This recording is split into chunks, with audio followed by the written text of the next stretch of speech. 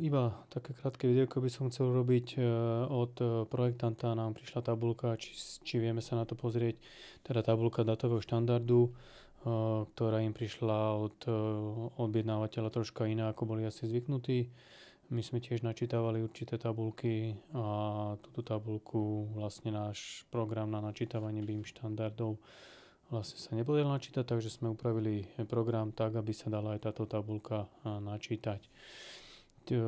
Štandard sa, ako som už v predchádzajúcom videu o tomto načítavaní sa uloží do adresára, kde vlastne odkiaľ číta EasyCAD tieto štandardy. Je to inštalačný adresár EasyCAD, data, tu máme BIM štandard, za túto sme si dali. Čiže tu máme nejakú tabuľku, kde by som len rovno povedal, že teda vyzerá to, že je to ako jedna z tých prvších alebo skorších a sú tu tieto vyplnené riadky, kde sa odkazujú na iný stavebný objekt ako keby, alebo typy objektov.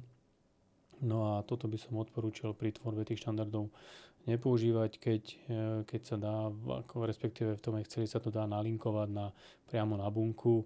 A takže ak by sme to zmenili, tak sa nám to zmení, nemusíme to tuto písať a strojovo sa to dá potom samozrejme veľmi, veľmi pekne načítavať.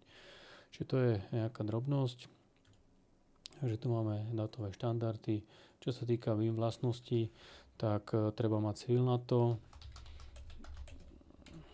A vidíme, že vlastne tá tabuľka je teda ako prázdna, ale respektíve žiadne vlastnosti tu nie sú nadefinované. Ja vlastne som dal nový súbor, myslím, takže teraz dáme load BIM data. Tak, pozrieme sa. Tak, nedal som nový súbor, tak dáme ešte raz. Nový súbor, nech to... Takže ešte raz. Data.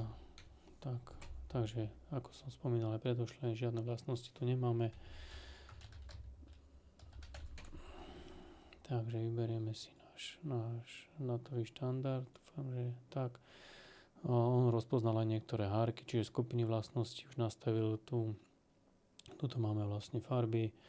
Potom tu máme jednotlivé objekty. Vyberieme napríklad mostné, alebo môžeme aj všetky. Dáme mostné. Vyberieme si stupeň a dáme pripraviť. Čiže máme tu PDPS, a to je nejaký iný datový štandard, ktorý som chcel. Čiže teraz zoberiem tento BSK, ten si načítame, vidíme, že ten načítal takisto.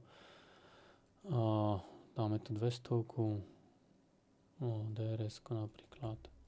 Tak a máme tu aj toto. Čiže ten tretí vod je tu načítaný, zberná, však to nie je to, čo som spomínal. Teraz to dáme vytvoriť do civilu, vytvorené, zavrieť. Tak, a vlastnosti tu sú. Priraďovanie vlastnosti je možné cez EasyCAD alebo samozrejme EasyBridge, na to sú už zvláštne videá. Toto vlastne bolo len na to, že ak niekto má novú tabuľku, má EasyCAD a chceli by načítavať niečo iné, nech sa kľudne ozvú, pošlu a upravíme kód a pošleme update verzie. Ďakujem za pozornosť.